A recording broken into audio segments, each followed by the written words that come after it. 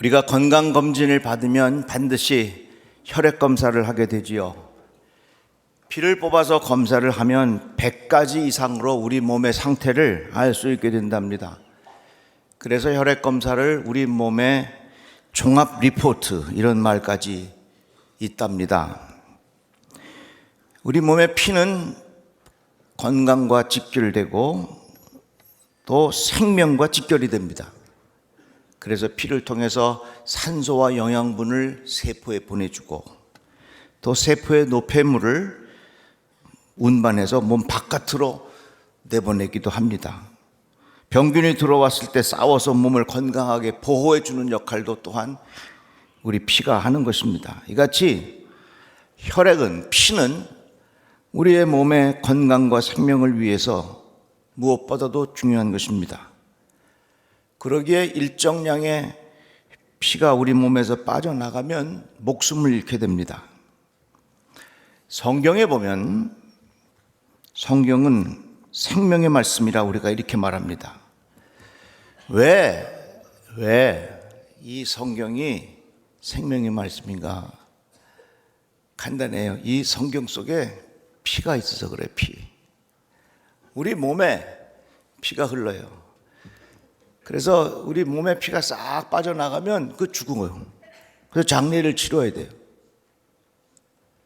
어떤 짐승들도 피를 쏙 빼서 박제를 만들어요. 성경도 역시 이 안에 피가 흐르는데 좀 내가 이렇게 비유를 해서 설명하는데 이렇게 흔들어 갖고 피를 쪽 빼요. 집에 가서 한번 해봐요.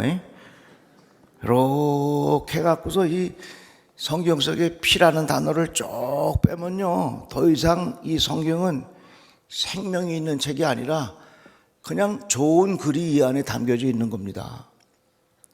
이 성경이 생명의 말씀인 이유는 이 안에 피가 있어서 그래. 무슨 피? 예수 그리스도의 보혈의 피가 담겨져 있기 때문에 그렇습니다. 레위기 말씀에 보면 육체의 생명은 피에 있습니다. 내가 이 피를 너희에게 주어 제단에 뿌려 너희의 생명을 위하여 속죄하게 하셨나니 생명의 피에 있으므로 피가 죄를 속하느니라. 이렇게 성경은 말씀하고 있는 것입니다. 성경이 왜 생명의 책이냐? 성경 속에 피가 있다. 그러면 도대체 이 성경에 흐르는 피가 무슨 역할을 하고 있는 것이냐? 피에 생명이 있으므로 피가 죄를 속하느니라. 피가 우리의 죄의 문제를 해결해 준다는 것입니다. 히브리서 말씀에도 피 흘림이 없은즉 사함이 없느니라. 피 흘림이 없은즉 우리 죄의 문제를 해결할 수 없다고 하는 것입니다. 그래서 구약에는 짐승의 피로 하나님께 제사를 드립니다. 그래서 죄의 문제를 잠시나마 해결할 수 있게 해 준 것입니다. 그 원리는 그래요.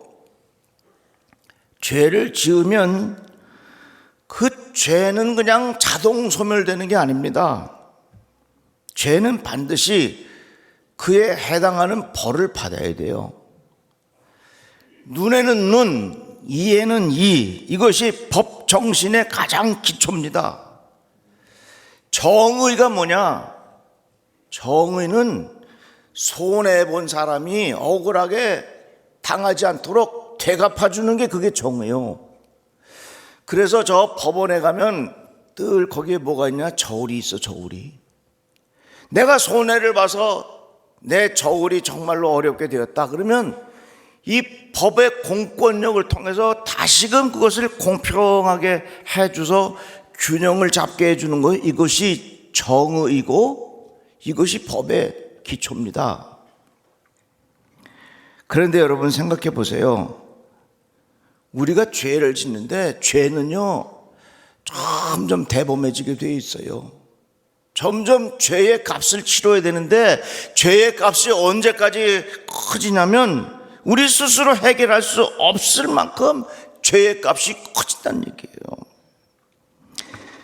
그런데 구약에서는 짐승을 죽여서 그 피로 제사를 지냈습니다. 죄의 값을 짐승의 피로 지불했다고 하는 것입니다. 그렇지만 히브리서 말씀해 보니까 이는 황소와 염소의 피가 능히 죄를 없이 하지 못함이라. 이 말씀을 세번역으로 번역하면 황소와 염소의 피가 죄를 없애줄 수는 없습니다. 이 말은 짐승의 피로 우리의 죄를 해결하는데 한계가 있다, 그 말입니다. 그래서 어떻게 하셨습니까? 단 한 번에 지성소로 들어가셨습니다. 그는 염소나 송아지의 피로서가 아니라 자기의 피로서 우리에게 영원한 구원을 이루셨습니다.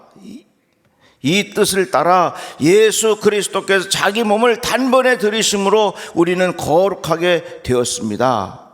이렇게 기록되어 있어요. 그러니까 이 말씀을 종합해 보면 죄의 결과는 죽음이다. 그런데 그 피가, 예수의 피가 우리의 죄의 문제를 해결해 주는 것이 바로 하나님께서 만드신 하나님의 방법이라고 하는 것입니다. 아니, 어떻게 피가 죄를 사해요? 여러분, 그거 과학적으로 증명 안 돼요. 그건 하나님께서 우리에게 가르쳐 주신 하나님의 방법이에요. 예수께서 이렇게 말씀하셨습니다. 건강한 자에게는 의사가 쓸데없고 병든 자에게라야 쓸데있느니라.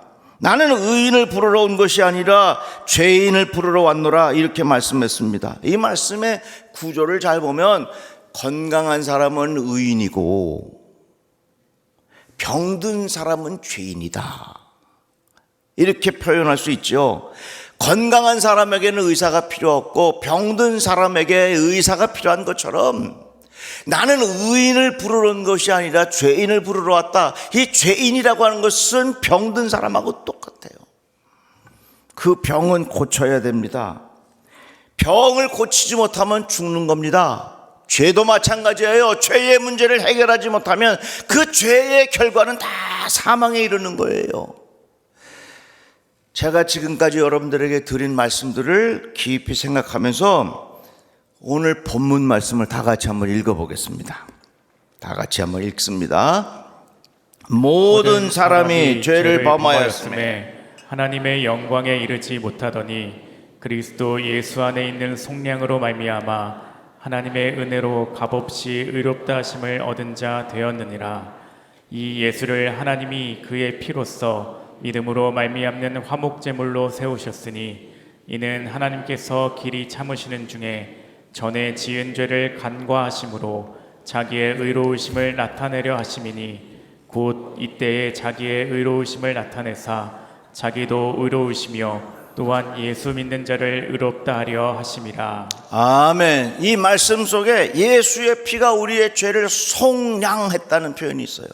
여기 속량이라고 하는 의미를 좀 살펴볼 필요가 있습니다. 당시 로마 헬라 사회에서는 노예나 전쟁 포로로 잡혀 있으면 그 사람을 해방시키기 위해서 반드시 몸값을 지불해야 합니다. 이 몸값을 지불한다 하는 것이 바로 속량이란 말이에요. 영어로 랜섬이란 말을 써요. 몸값을 지불한다는 얘기입니다. 전쟁에서 포로로 잡힌 사람을 풀어오려면, 그 사람을 데리고 오려면 반드시 그 사람에 대한 몸값을 지불해야 그 사람을 데려올 수 있어요. 노예도 마찬가지예요. 그런데 예수께서 십자가에 못 박혀 죽으실 때 다 이루었다 말씀하셨는데, 그 다 이루었다라고 하는 표현이 뭐냐면 내가 너희들을 위하여 나의 모든 너희의 몸값을 내가 다 지불했다. 다 이루었다라고 하는 말씀은 너희들을 위하여 너희의 몸값을 내가 이 십자가에서 다 지불을 완료했다, 그 말씀을 선포하신 거예요. 에베소서 말씀에 우리는 그리스도 안에서 그의 은혜의 풍성함을 따라 그의 피로 말미암아 속량 곧 죄사함을 받았느니라. 이해되시죠? 마가복음에 인자가 온 것은 섬김을 받으려 함이 아니요 도리어 섬기려 하고 자기 목숨을 많은 사람의 대속물로 주려 함이라. 베드로전서 말씀에 너희가 알거니와 너희 조상이 물려준 옛 헛된 행실에서 대속함을 받을 것은 은이나 금같이 없어질 것으로 된 것이 아니요 오직 흠없고 점없는 어린 양 같은 그리스도의 보배로운 피로 된 것이니라. 이 말씀은 뭡니까? 다 우리가 죄로 말미암아 악한 영에 사로잡혀 있었는데 예수께서 십자가에 못 박혀 죽으셔서 그 피로 속량, 그 피로 우리의 몸값을 다 지불하셨으니 우리는 하나님의 것이 되었다, 그 말입니다. 다 같이 아멘. 이제 우리는 용서받은 하나님의 자녀로 산다는 것입니다. 우리는 하나님 나라의 시민으로 살아간다고 하는 그런 표현입니다. 자동차 파는 데 가면요, 좋은 자동차가 많이 있어요. 여러분, 그 차를 내가 끌고 나오려면 어떻게 하면 되는 줄 아십니까? 돈 주고 사면 돼. 간단해요. 가서 돈 주고, 돈 주면 그 차 끌고 가라 그러는 거예요. 마찬가지요.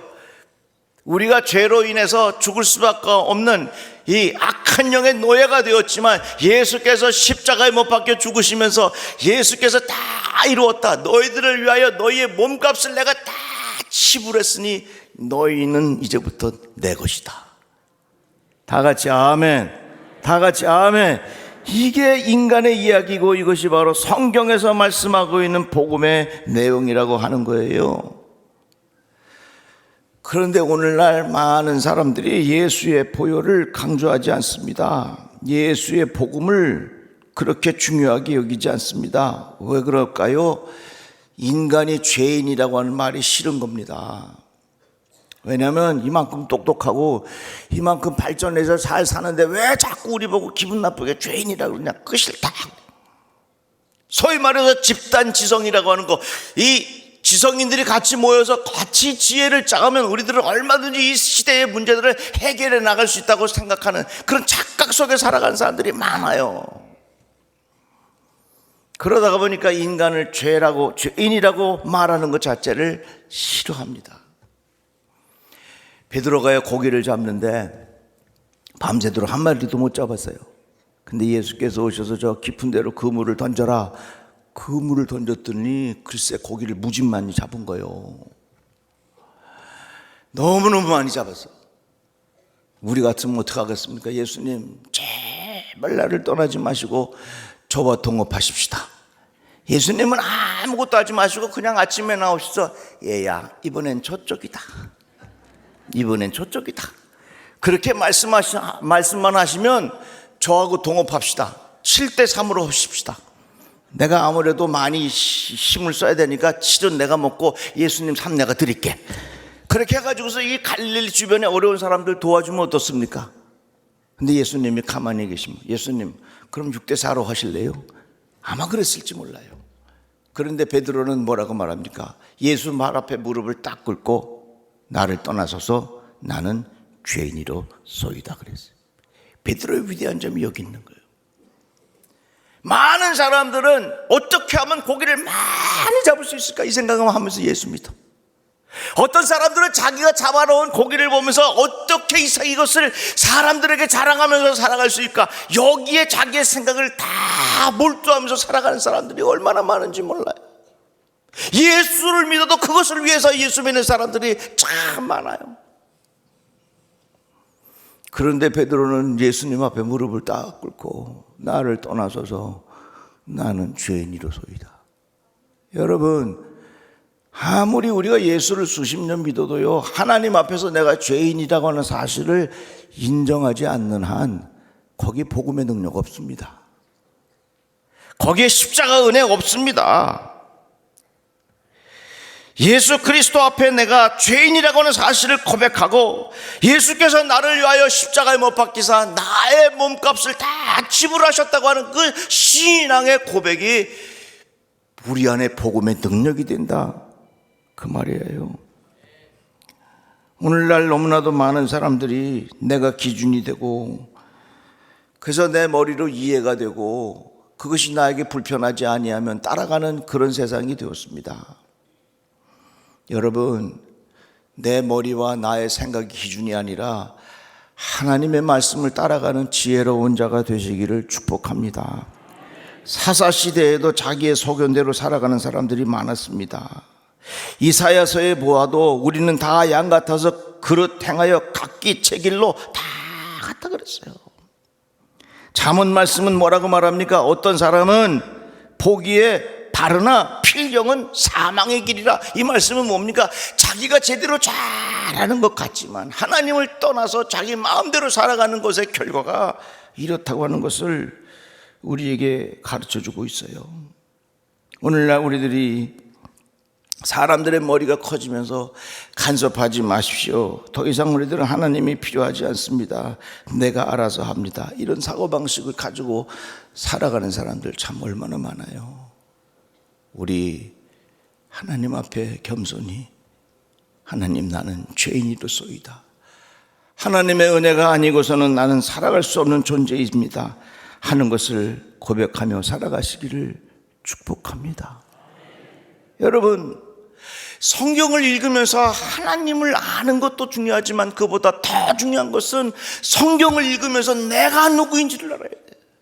인간이란 존재가 도대체 무엇인지를 알아야 된단 말이에요.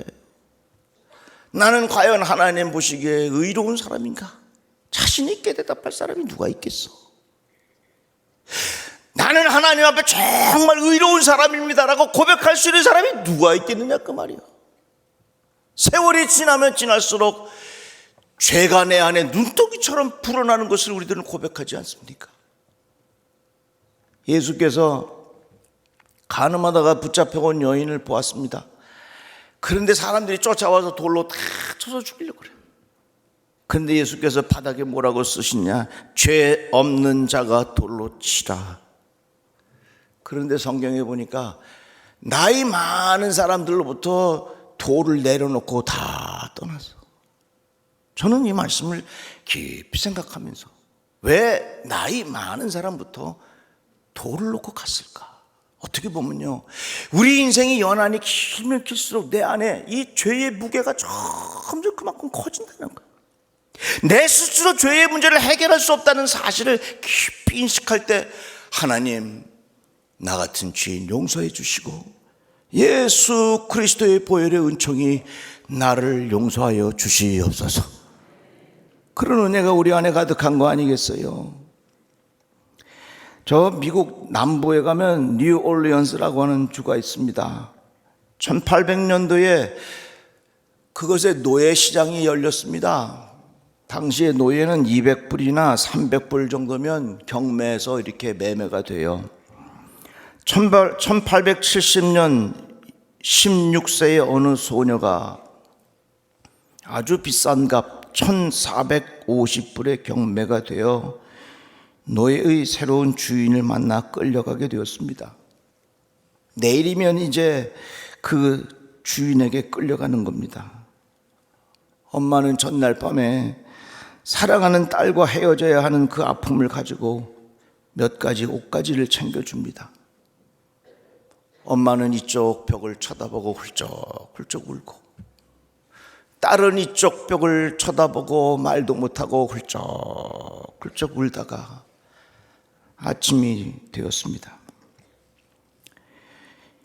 이제 헤어질 때가 되어서 엄마와 딸이 엉겨붙어서 엉엉 울고 있는데 이 모습을 바라본 어느 신사가 이들에게 찾아오더니 그 노예 주인에게 이야기합니다. 혹시 이 소녀를 얼마 주고 경매에서 샀습니까? 1450불 주었습니다. 그랬더니 이 신사가 그러면 내가 당신에게 더 웃돈을 줄 테니까 이 소녀를 나에게 되파십시오. 그러니까 빚질 거 없잖아요. 그래서 이 신사는 웃돈을 주고 그 소녀를 데려왔습니다. 이제 이 소녀가 생각하기를, 나는 이제 다른 주인을 만나서 저 사람을 쫓아가서 이제 노예가 되나 보다 생각을 했는데, 이 신사가 말하기를 엄마와 딸에게 둘이 꼭 손잡고 집에 가서 행복하게 사세요. 깜짝 놀란 거예요. 아니 선생님, 저를 위하여 그렇게 비싼 몸값을 저 사람에게 주셨는데 내가 당신의 노예로 살아가야 되는데 어찌 된 것입니까? 아닙니다. 이 노예 제도는 잘못된 겁니다. 나는 내 있는 재산을 다 팔아서 팔려가는 사람들에게 내가 몸값을 주고 그 사람들을 해방시켜주는 것이 내 삶의 중요한 의미이고 임무이고 내가 그렇게 살 겁니다. 그러니까 날 따라올 것 없이 엄마와 함께 가서 행복하게 살라고. 그러니까 이 소녀가 아닙니다, 선생님. 저도 선생님을 따라서 노예 해방하는 데 같이 사명을 가지고 내가 함께 협력하고 싶습니다. 여러분 보세요. 이 16살짜리 소녀가 노예의 주인을 따라 살아갈 때에, 따라갔을 때에 그때 그를 노예, 슬레이브라는 말을 씁니다. 그러나 이제 자기가 자유의 몸값이 되었지만 너무 의미 있고 보람 있고 감사하기 때문에 자발적으로 내가 당신을 따라가서 이 소중한 일에 내가 몸바쳐 헌신하겠습니다 라고 말하는 이러한 사람들을 영어로 servant라, 종이라 이렇게 말하는 겁니다. 우리는 다 죄의 종, 노예였습니다. 그러나 예수 그리스도께서 십자가에 못 박혀 죽으시면서 다 이루었다, 너희들을 위하여 내 몸값을 다 지불했다고 하는 그 하나님의 은총 때문에 우리는 더 이상 죄의 종에 속한 사람들이 아니라 하나님 나라의 백성으로, 하나님 나라의 자녀로, 하나님 나라의 시민으로 이렇게 살아가게 되는 것입니다. 우리 사랑하는 성도들의 마음속에 예수 그리스도의 보혈의 은총이, 이러한 깊은 은혜가 있음을 믿고 따라가기를 주의 이름으로 축복합니다. 저 참 찬양 좋아요. 예수님의 보혈로, 예수님의 보혈로, 예수님의